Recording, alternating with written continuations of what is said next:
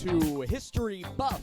I am your host, Stern Winthrop, and today we will be discussing none other than the 1620s Compact, the thing that they did in the 1620s that set course for American history as we know it in the New World. Yes, you guessed it, the Mayflower Compact.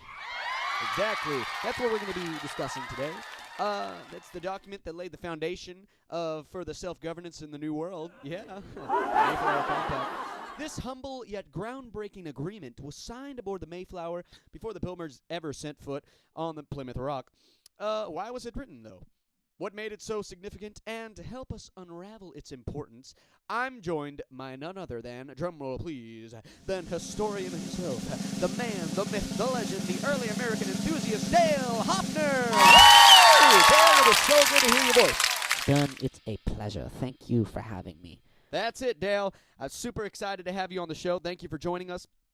What are you doing by chance? I mean, you couldn't come to the show, but I just wanted to let our audience know what you're doing. Well, I am in Israel, and we are doing a dig that is it's been an amazing opportunity. I can't get into the details of what I'm doing, but we are rediscovering things that we thought we had lost.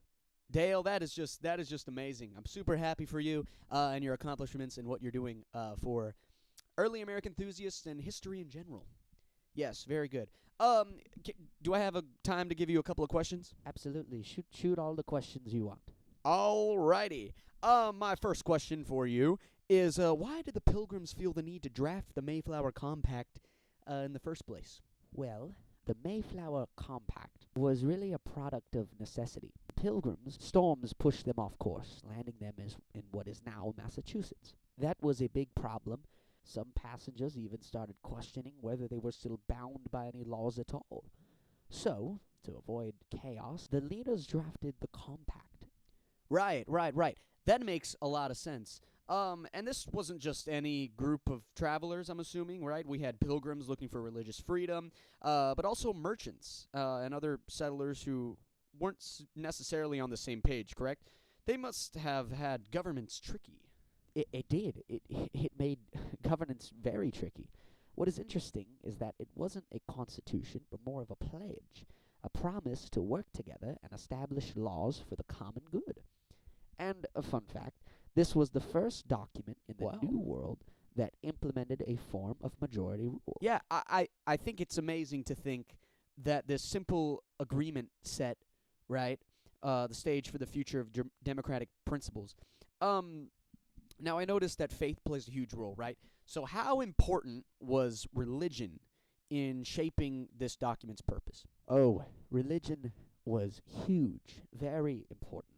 The Pilgrims saw themselves as being on a divine mission, and we can see that in the compact's wording. It refers to their loyalty to King James, but ultimately their commitment to God. They believed in a covenant, not just with each other, but with a higher power, mutual responsibility within their community.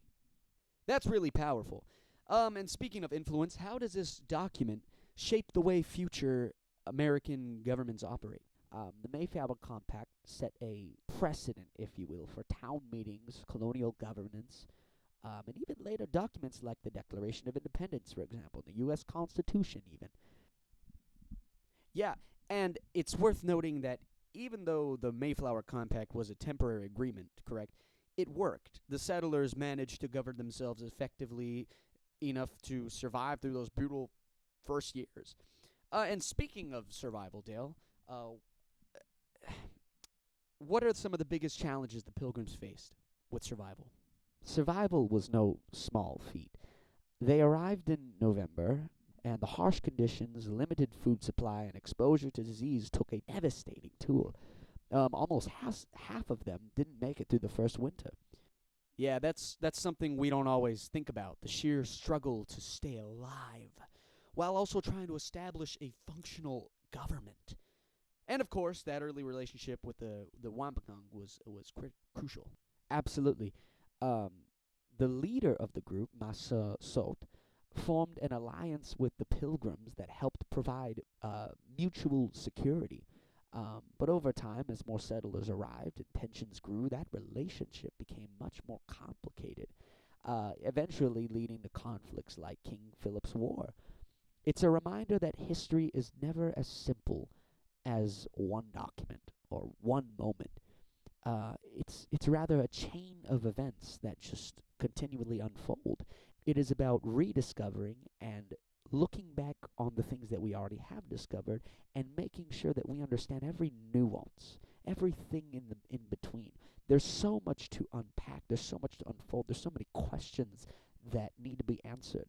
That is a great point, Dale. Excellent. I mean, exactly. History just isn't about what happened. It's about how it continues to shape us, like you said. Man, this has been such an enlightening conversation. Thank you so much for being here, and thank you so much. I appreciate you taking the time to share your knowledge and your passion with us about the Mayflower Compact. Stern, it has been my absolute pleasure. It's always a joy to explore history with fellow enthusiasts. Alrighty, Dale, have a good one. And thank you, viewers, for tuning in to today's episode on the Mayflower Compact. Yep. If you enjoyed this episode of History Buff, don't forget to like, subscribe, share, comment, do your thing. Do whatever you want to do. But yeah, I want to tell you, until then, keep exploring, keep questioning, stay curious, and stay history buff. We'll see you next time.